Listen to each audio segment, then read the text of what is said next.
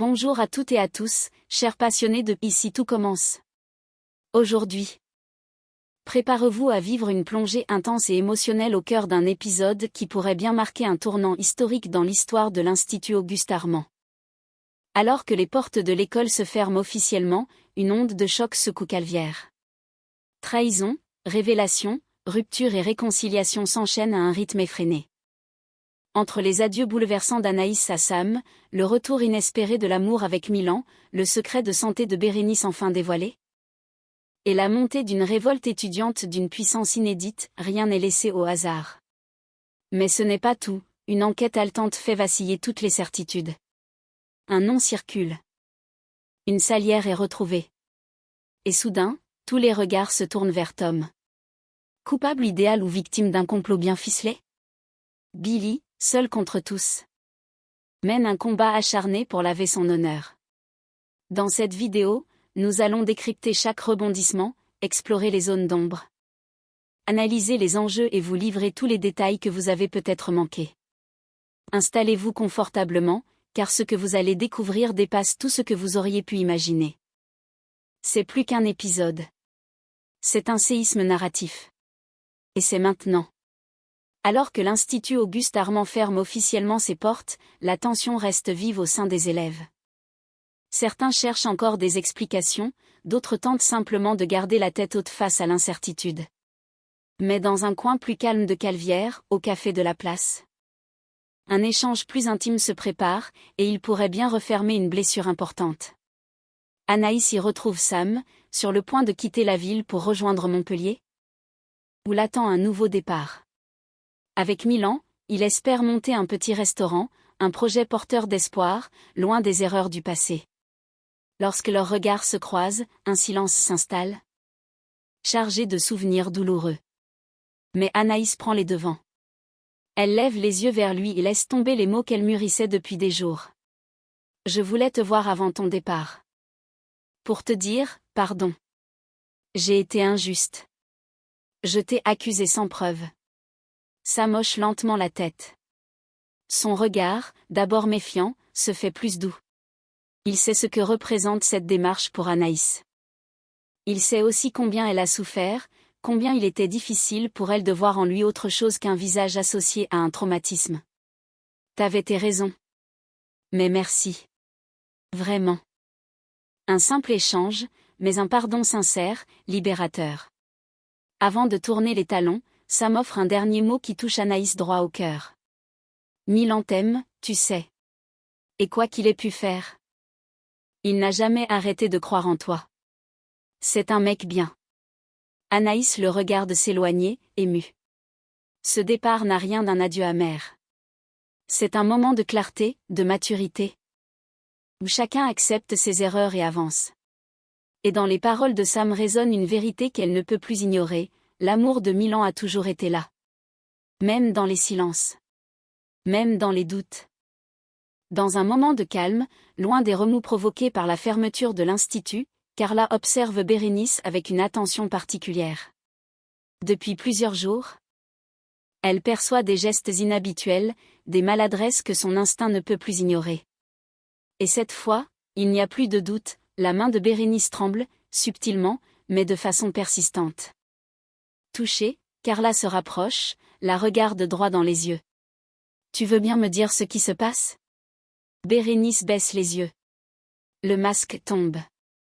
Elle soupire, puis, d'une voix tremblante, elle avoue enfin. « Je t'ai rien dit parce que, j'avais peur. Peur que tu t'inquiètes.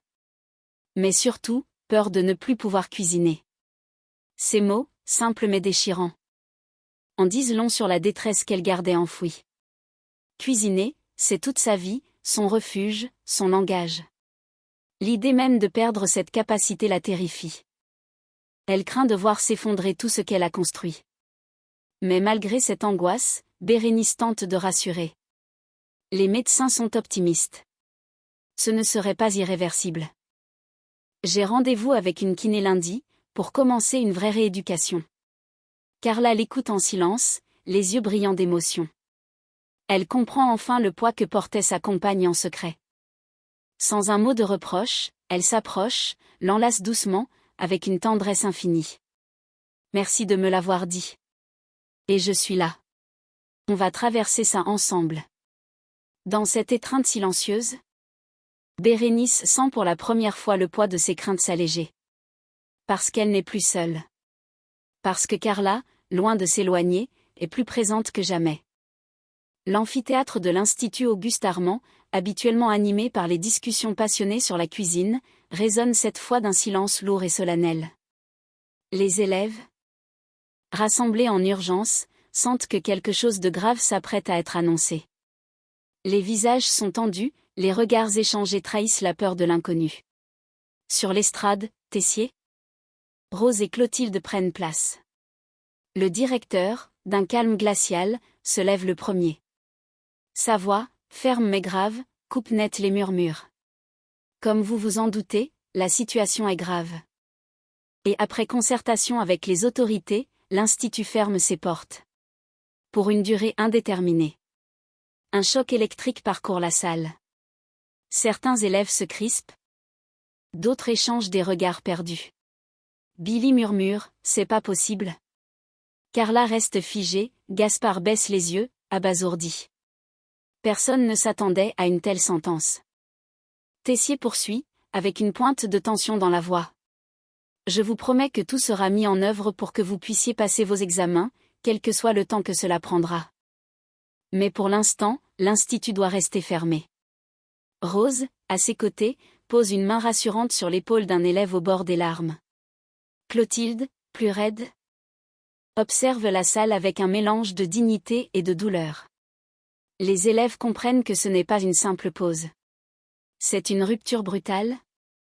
Une mise entre parenthèses de tout ce qu'ils construisent ici, leurs rêves, leur avenir, leurs liens, leurs passions.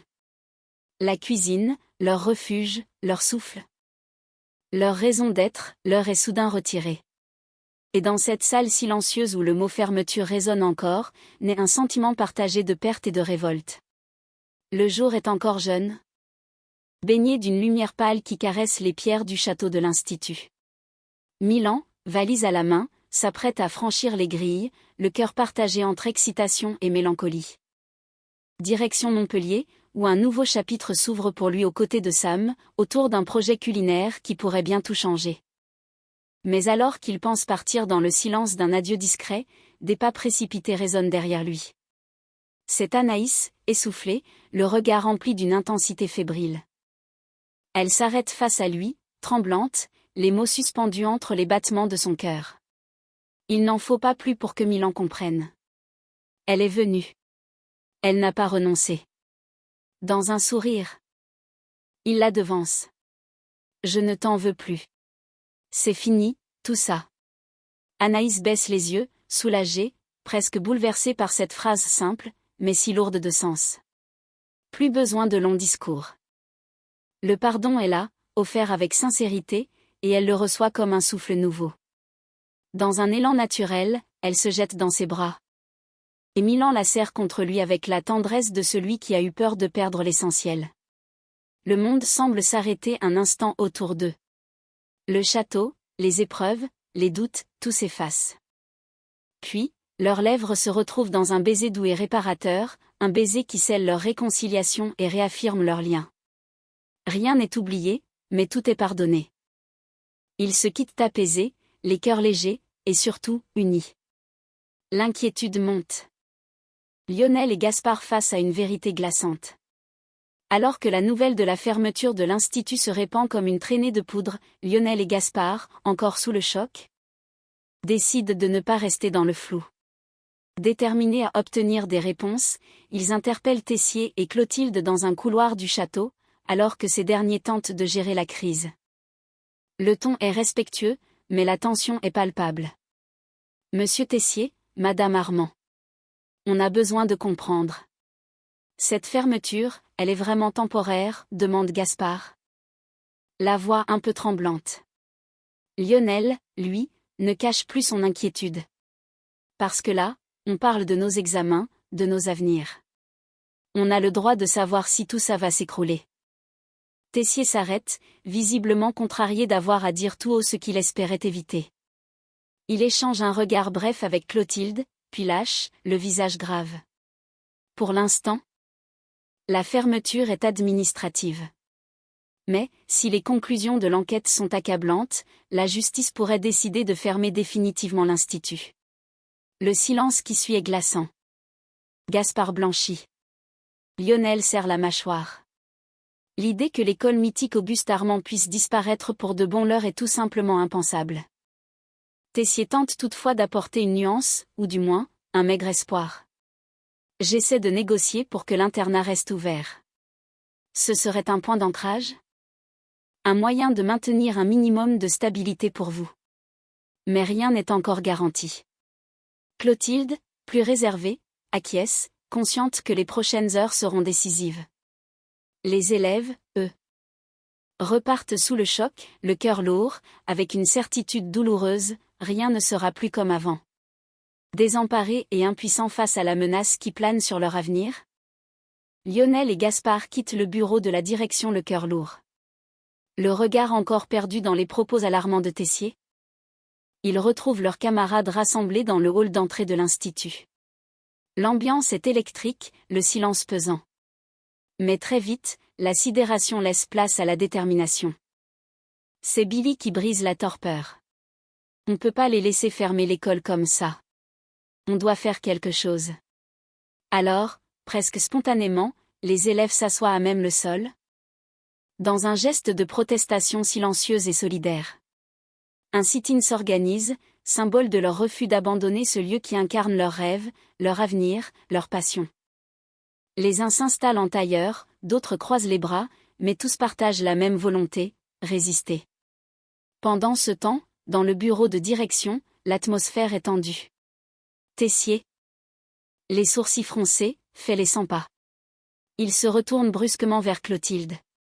Les gendarmes viennent de retrouver 2 salières contaminées, cachées dans le casier d'un élève. Clotilde blêmit. Le choc est brutal. Tu es sûr ? Affirmatif. C'est peut-être le début d'une vérité. Mais si c'est confirmé, ça va tout changer. Avant qu'ils ne puissent aller plus loin, Rose entre en trombe dans le bureau, visiblement inquiète. Les élèves se sont assis dans l'entrée. Ils bloquent l'accès. Et j'ai eu un appel de la préfecture, si ça continue, on pourrait les faire évacuer par la force. Un silence s'abat. Le drame humain. La révolte étudiante et la vérité judiciaire se heurtent de plein fouet. L'institut, ce temple de la gastronomie, est devenu un champ de tension, où tout peut basculer d'une minute à l'autre. Dehors, le silence est dense, presque sacré. Devant les marches du château, les élèves restent assis, solidaires, unis dans un même refus, voir l'Institut Auguste Armand tomber sans résister. Mais contre toute attente, c'est Tessier lui-même qui vient les rejoindre. Dans un geste rare, presque déroutant, le directeur s'assied parmi eux, face à ses élèves. Son regard est grave mais habité d'une sincérité désarmante. Je vous comprends. Vous avez peur, vous êtes en colère. Mais faites-moi confiance. On va se battre, ensemble. Pour que cette école continue de vivre. Mais pas comme ça. Les mots résonnent. L'homme autoritaire laisse entrevoir sa part humaine. Peu à peu, les visages se relèvent, les postures se détendent. Les élèves, émus par cette prise de position inattendue, finissent par quitter les lieux, dans le calme. Le sit-in s'achève, mais la bataille, elle, est loin d'être finie. Tom est-il le coupable ? Le doute s'installe. Alors que l'enquête piétine, un nom commence à circuler dans les couloirs, celui de Tom Azem. Et si c'était lui, le responsable de l'empoisonnement au GHB ? Le mystère s'épaissit, et les tensions montent. Plus personne ne sait à qui faire confiance. Tom cache-t-il quelque chose ? Aurait-il eu accès aux cuisines ? Aurait-il pu manipuler les salières ? Autant de questions qui alimentent les soupçons. Pourtant, jusqu'ici, aucune preuve directe ne le relie à l'affaire, du moins, pas encore. Tout bascule lorsque Léonard découvre une salière dissimulée dans une poubelle de l'internat. Il ne s'agit pas de n'importe quel objet. C'est l'un des contenants utilisés pour dissimuler le GHB qui a provoqué l'intoxication collective au double A. Un séisme secoue l'institut. L'objet est analysé, Les relevés d'empreintes sont en cours. La tension grimpe d'un cran, et les élèves, déjà sur la défensive, prennent leurs dispositions. Pour eux, il ne s'agit plus seulement de protéger un lieu, mais de sauver une communauté. Leur école, leur passion, leur avenir. La vérité est en marche, mais à quel prix? Pendant ce temps, les forces de l'ordre n'excluent plus aucune hypothèse. Des mesures extrêmes sont envisagées, des casiers fouillés, des interrogatoires prolongés. Les suspects se multiplient, mais le vrai coupable, lui, reste tapi dans l'ombre. Et une seule chose est certaine, la vérité finira par éclater. Mais elle pourrait bien emporter des vies, des réputations, et des amitiés. Un traître parmi eux? Les soupçons explosent autour de Tom dans Ici tout commence. Le climat à l'Institut Auguste Armand devient de plus en plus irrespirable. Après la découverte des salières contaminées et la confirmation d'une manipulation en amont du service au double A, une vérité glaçante s'impose peu à peu à tous. L'empoisonneur fait partie de l'Institut. Il est l'un des leurs. Et ce n'est pas seulement une affaire de cuisine.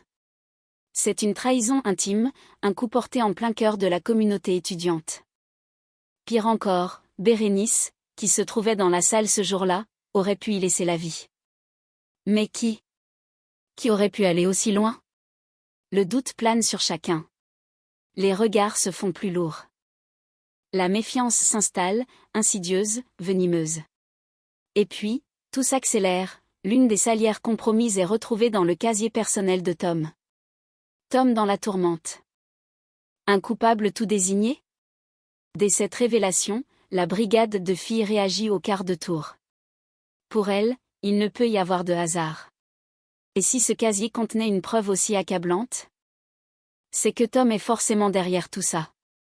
Il faut dire que le jeune homme n'a jamais caché son hostilité envers leur brigade 100% féminine. Jugé macho par ses camarades, Tom s'est souvent montré amer, provocateur, et sarcastique lorsqu'il évoquait cette initiative inclusive menée par Clotilde et Olivia. Une brigade où les mecs n'ont pas leur place? Franchement. Bon courage pour l'équilibre. Avait-il lâché, lors d'une discussion houleuse quelques jours plus tôt. Des paroles qui prennent aujourd'hui un tout autre sens, aux yeux de Billy, Carla, Colline et les autres. Et si son opposition n'était pas que verbale? Et s'il avait voulu saboter leur réussite en s'en prenant directement au double A? Mais la vérité est-elle aussi simple? Pour autant, certains restent prudents. Si la preuve est lourde, Tom nie en bloc. Il crie au complot, à la manipulation. Il affirme qu'on cherche à le faire tomber. Et surtout, il clame qu'il n'a jamais eu accès à la cuisine à l'heure supposée de l'empoisonnement. Alors, coup monté ou erreur fatale? Tom est-il victime de ses propos passés ou véritablement le saboteur de l'Institut? Une chose est sûre, dans les couloirs de l'école, la tension est à son paroxysme. Et le moindre faux pas pourrait faire éclater la vérité, ou provoquer une injustice irréparable. Tom acculé, entre certitudes, doutes et trahisons silencieuses. L'étau se resserre autour de Tom. Depuis la découverte de la salière contaminée dans son casier, les soupçons n'ont fait que s'amplifier. Et pour Anaïs et Amy, cela ne fait plus aucun doute. Tom est coupable. Les deux jeunes femmes sont catégoriques. Son attitude hostile, ses propos misogynes répétés, son rejet affiché de la brigade 100% féminine, tout semble converger vers lui. Aux yeux d'Anaïs, il avait un mobile. Aux yeux d'Amy, il avait l'opportunité.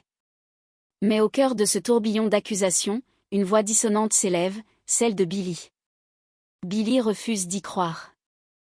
Elle le dit haut et fort, avec une émotion à peine contenue. Vous ne le connaissez pas comme moi. J'ai été avec lui. Je l'ai vu dans ses failles, dans ses faiblesses. Il a plein de défauts. Oui, mais ça? Non. Il n'aurait jamais fait ça. Pour elle, c'est inconcevable. Elle voit au-delà des provocations, au-delà des apparences. Elle connaît le Tom capable de générosité. Celui qui a douté, souffert, et parfois même protégé ceux qu'il aime à sa manière maladroite. Mais malgré sa défense, tous les éléments semblent l'accabler. La salière dans son casier. Son comportement déplacé à l'encontre de la brigade. Son absence d'alibi précis au moment des faits. Même les gendarmes commencent à dresser un profil inquiétant. Alors Tom est-il vraiment coupable? Ou est-il en train de payer le prix de son image? De ses mots trop durs, de ses postures trop provocantes? Et si quelqu'un avait profité de cela pour lui faire porter le chapeau? La vérité reste à découvrir. Mais dans les couloirs de l'institut, le doute commence à diviser les élèves autant qu'il les rassemble. Et Billy, seul contre tous, semble déterminé à faire éclater la véritable vérité, quitte à se brûler les ailes. Et voilà, chers fans de l'Institut Auguste Armand. La tension est à son comble. Le rideau tombe sur un chapitre aussi bouleversant qu'inoubliable. Tandis que l'école emblématique est à deux doigts de sombrer, les élèves se dressent, unis par la rage, la peur, mais aussi l'espoir. Entre le pardon sincère d'Anaïs, le départ digne de Sam, la force tranquille de Milan, la fragilité courageuse de Bérénice et la révolte brûlante de toute une génération d'apprentis cuisiniers, jamais Ici tout commence n'avait aussi bien porté son nom. Mais au cœur de ce chaos, une question reste suspendue: Tom est-il réellement le coupable ou la victime désignée d'une machination implacable? Et si la vérité était ailleurs? Et si l'ennemi venait de l'intérieur? Une chose est sûre, ce que l'on croyait solide se fissure. Ce que l'on pensait connaître se transforme. Et dans les semaines à venir, une vérité glaçante pourrait tout faire exploser. Merci d'avoir été avec nous pour ce décryptage passionné. Si vous avez aimé la vidéo, n'oubliez pas de liker, commenter et vous abonner pour ne rien rater de la suite. Car la bataille pour sauver l'Institut ne fait que commencer. À très bientôt pour un nouveau plongeon dans les coulisses brûlantes d'Ici tout commence.